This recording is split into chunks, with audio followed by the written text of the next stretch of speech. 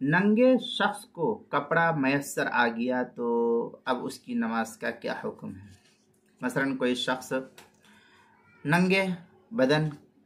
نماز پڑھ رہا تھا، اس کے پاس کپڑا نہیں تھا۔ اب اگر کسی شخص نے اس کو کپڑا نہیں تھا، اب کپڑا اس کو دستیاب نہ ہونے کی بنا پر وہ ننگے ہونے کی حالت میں نماز پڑھ رہا تھا، یوں ہی ننگ دھڑنگ وہ نماز پڑھ رہا تھا، تو ایسا شخص جس کے پاس کپڑا نہ ہو اور ننگے ہونے کی بنا پر وہ نماز پڑھ رہا ہے، اور حالت نماز میں یا نماز جیسے ہی شروع کیا تھا کہ شروع ہی نماز میں اس کو کسی نے کپڑا دے دیا، پھر اسے